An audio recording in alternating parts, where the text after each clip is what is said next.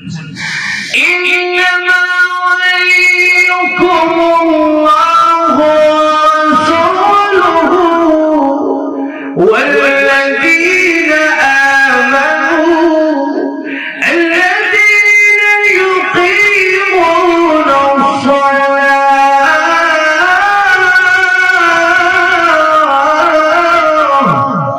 ويؤتون الزكاة وهم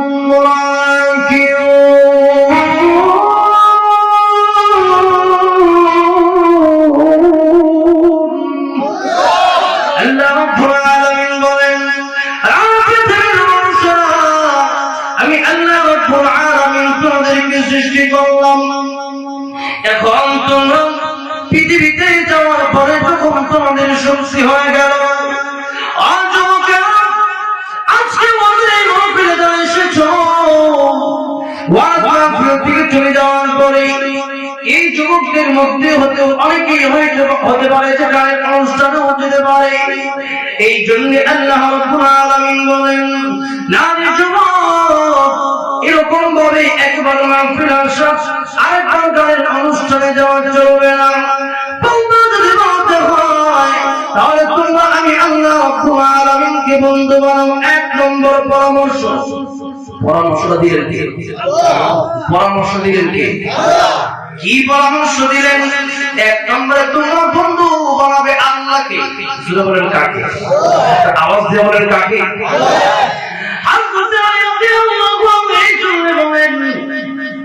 চারটা নসিহত আলী রাদিয়াল্লাহু আনহু দুনিয়ার মানুষদেরকে করে গেছেন চারটা নসিহত। আপনারা শুনলেন কয়টা? একটা শুনলে চারটে শুনবেন? চারটে শুনতে রাজি আছেন তো? এবার আসুন এক নম্বর নসিহত আলী রাদিয়াল্লাহু আনহু বলেন যদি তোমাদের জীবন পরিবর্তন করতে চাও দুনিয়ার মানুষরা তাহলে তোমরা এক নম্বর শর্ত তোমরা বন্ধু বানাবে আল্লাহকে। কেমন বন্ধু তোমরা বানাবে?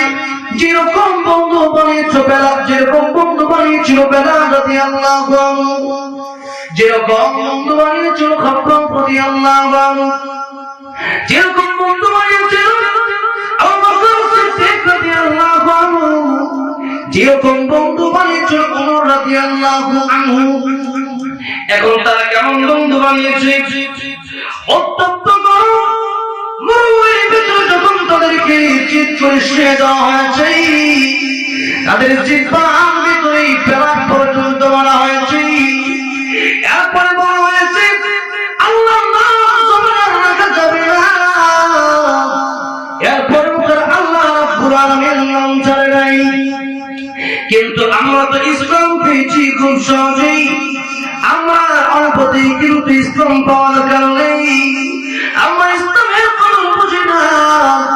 ইসলাম কিন্তু এত সহজেই আসে নাই, এক সাগর রক্তের বিনিময়ে কিন্তু ইসলাম এসেছে। কথা বলেন ঠিক হবে? ঠিক। কিন্তু এই ইসলাম তো আমরা কষ্টের মাধ্যমে এটা পাই নাই। ইসলাম আমরা কিভাবে পেয়েছি? দাদাও মুসলমান, বাপও মুসলমান, আমিও মুসলমান। কথা বলেন ঠিক কিনা? দাদা মুসলমান, বাপ মুসলমান হলেই কিন্তু মুসলমান হওয়া যায় না। কথা বলেন ঠিক কিনা? অনেক সমস্যা আছে।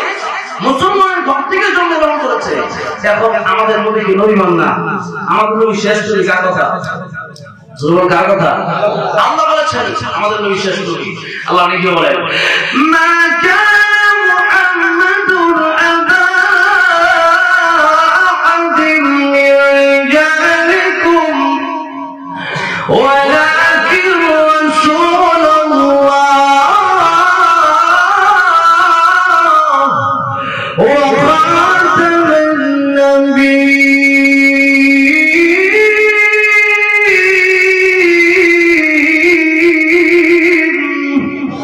আল্লাহ রাব্বুল আলামিন স্পষ্ট ঘোষণা দিয়েছেন মুহাম্মদুর রাসূলুল্লাহ সাল্লাল্লাহু আলাইহি ওয়াসাল্লাম শেষ নবী।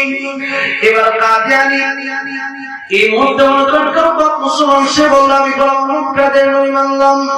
তার ইমান থাকবে? বাপ দাদা যদি মুসলমান হয়, সে কি মুসলমান হয়? বাপের পরিচয় দিয়ে কি কিয়ামতের কঠিন ময়দানে জান্নাতে যাওয়া যাবে? জোর যাবে? বাপের পরিচয় দিয়ে কিন্তু জান্নাতে যাওয়া যাবে? নূর ইসলামের ছেলে কিন্তু বলবে আমার বাপ নূহ আলাইহিস সালাম, আমার বাবা নবী। আল্লাহ বলেন বাপ নবী হইলো যাওয়া যাবে। ইব্রাহিম আলাইহিস সালাম বাবা আজর বলবে আমার ছেলে তো নবী। আল্লাহ আমার তো পার হওয়ার সুযোগ আছে নাকি?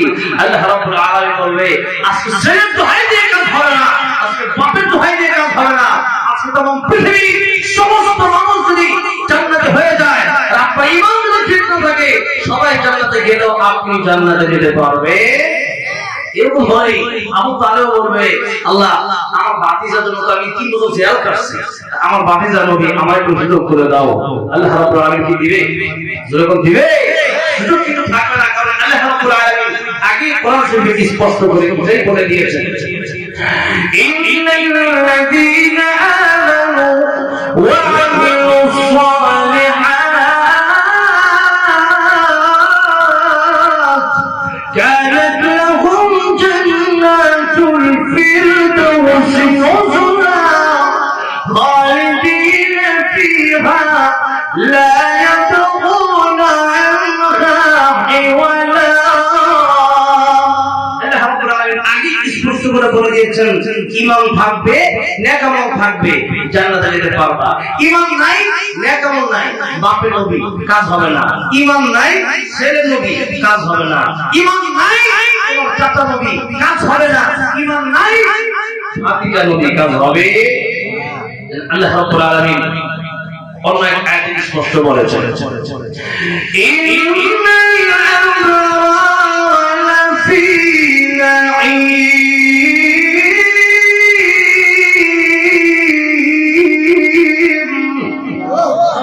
وإن الفجار لفي جحيم।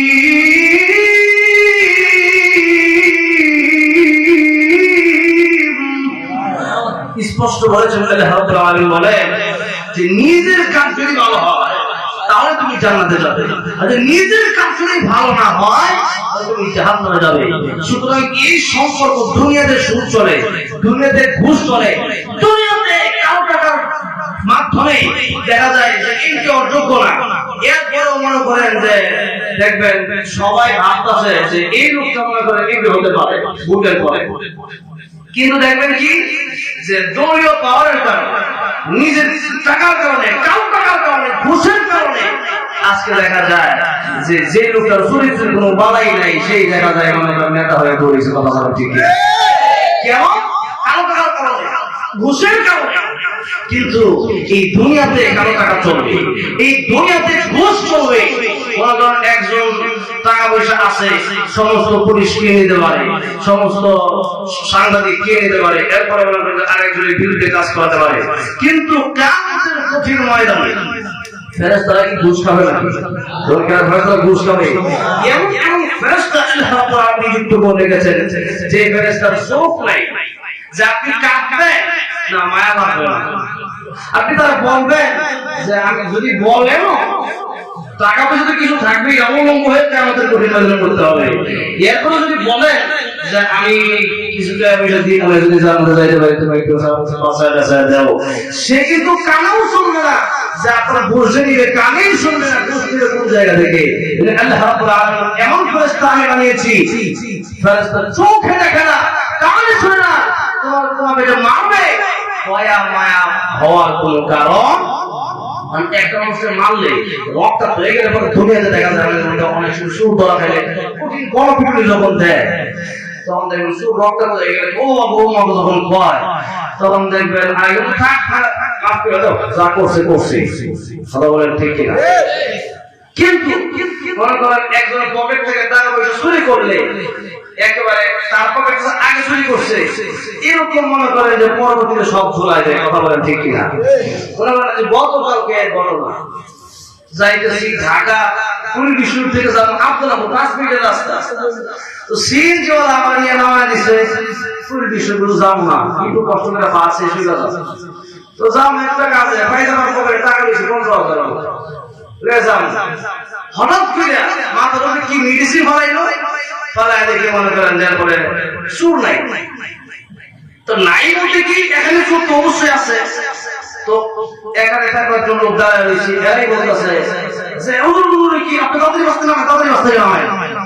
তো বাস থেকে নামতে নামতে দেখে আমার পায়জামা পকেট কাটা, পাঞ্জাবি পকেট কাটা, পুরো পাঞ্জাবি কেটে গেছে। পরে এইভাবে কিনেছি বুঝলে আরেক মার্কেটে গিয়া পরে একটা জুব্বা খুলে পরে আমি বাসায় আসে।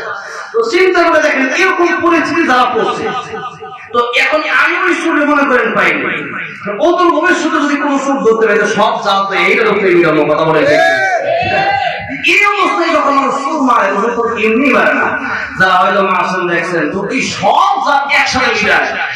এখন মনে করেন একবারে কত মারবে না, মারতে মারতে যখন রক্ত নাকতে ফেটে গেছে, এখন অবস্থা খারাপ, তখন মনে করেন মুরব্বীদের মায়ের দেয়া লাগে, তখন গিয়ে বলে ছাড়া দেন, আর জীবন করতো না।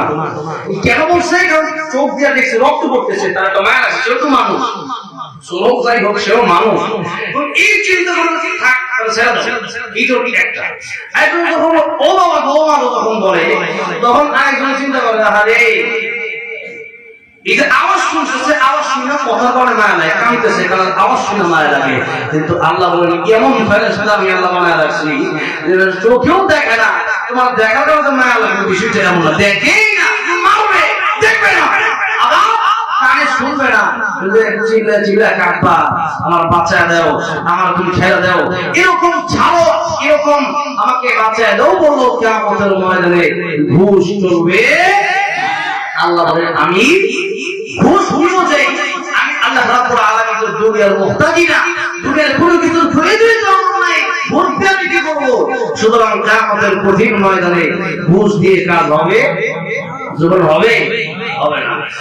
এই জন্য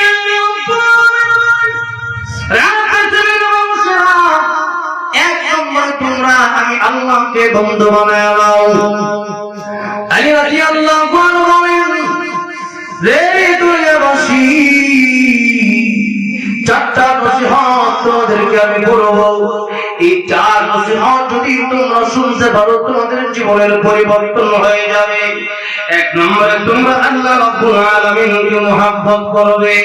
এখন আসুন আল্লাহ রাব্বুল আলামিনকে ভালোবাসার দরকার আমাদের আছে না নাই? শুধু বলেন আছে না নাই?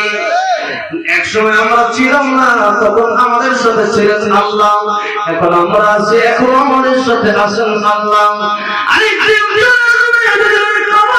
চলে যাব সেই দিন দুনিয়ার সব মানুষ যখন আমাদেরকে ফেলে রেখে চলে আসবে, ওই কবরের ভিতরে থেকে আমাদের সবচেয়ে প্রিয় বন্ধু হয়ে যাবে তিনি কে? বলেন কে? একটু ধরুন না কে?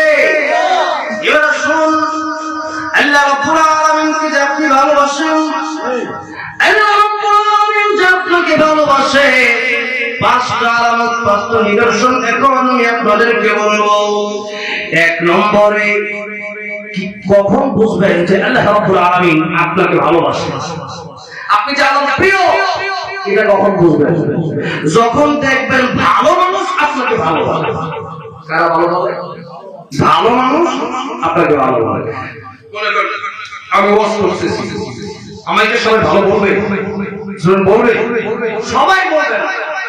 মনে করেন নাস্তিক মুরতাদ যারা আছে, কোরআনের কথা সহ্য করতে পারে নাকি পারে? তো আমি যখন কোরআনের কথা বলবো তখন কিন্তু তারা সহ্য করতে পারবে না। মনে করেন একজন সুদ খায়, তার ভিতরে যখন ওয়াজ করি তাহলে সুদ খুশি হবে না বেজার হবে? একজন ঘুষ খায়, তার ভিতরে আমি কথা বলি তাহলে সেই ব্যক্তি বেজার হবে, সে কিন্তু অবশ্যই কষ্ট হবে। এখন সে কিন্তু আমার ভালো বলবে না, সে বলবে যে ওরা খুব খারাপ। কথা বলে ঠিক কিনা? দেখেন নাই এই যে এক নায়ক মারা গেল, নায়ক ফারুক, সে একটা কথা বলছিল, সে ছবি করে না কি করে তাহলে, কিন্তু সে বলছিল যে এই দেশ ইসলাম প্রতিষ্ঠা করার জন্য এই দেশ স্বাধীন হয় নামে কিন্তু মুসলিম, নামটাও ফারুক, নাম কি ফারুক। দেখেন সে এই কথা বলার কারণে মাত্র 6 মাস একটু হয়েছে, কিন্তু খাইতে চাই বেশি, বুঝলেন এই কথাটা? খাইতে পারি বেশি, 6 মাস একটু হয়েছিল ঢাকার এমপি, এখন মনে করেন যে মারা গেছে। এখন তার জানাজা দেখলাম, জানাজায় এমন লোক, অথচ মাত্র এই যে গতকালকে একজন আল্লাহ বলি মারা গেছে সিলেটে, গাছবাড়ি হলো রহমতুল্লাহ পুরো যে মারা গেছে, ওদের জানাজায় ওনার লক্ষ লক্ষ মানুষ হয়ে গেছে। কথা বলে ঠিক কিনা? ওলামায়ে কেরাম কাকে বলে? আমার অনেক কাকে বলে? মানুষে ভালো বলে, একটা মানুষ যদি সত্যি ভালো হয়, আর যদি আরো 10 জন ভালো মানুষ বলে যে লোকটা ভালো ছিল, আল্লাহ রাব্বুল আলামিন এই 10 জন মুমিনের কথা সাক্ষী রাখতে গিয়ে আল্লাহ তাকে মাগফিরাত জান্নাত নসিব করে দেয়। এখন দেখেন আপনি যদি আসলেই ভালো হন, আপনি 10 জন মনে করেন যে নামাজি ভালো মানুষ আপনাকে ভালো বলে, এই কথাটা আল্লাহর কাছে গ্রহণ। এখন তার যে জানাজার নামাজ পড়লো, ওইগুলো জানাজার নামাজ দোয়া পারে কিনা আল্লাহ বলে, একজন হক্কানি আলেম এই নায়ক ফারুকের আমাদের উপস্থিত হয় নাই, জানাজা পড়ছে যে মনে হচ্ছে মাত্র 20-30 জানাজা পড়তেছে, একটু লক্ষ্য করে দেখুন সে বলছে ইসলাম কায়েম করার জন্য এই দেশ স্বাধীন হয় নাই, কিন্তু যেই হুজুর তার জানাজা পড়ে না কেন, হুজুর মনে হক্কানি হোক আর যেই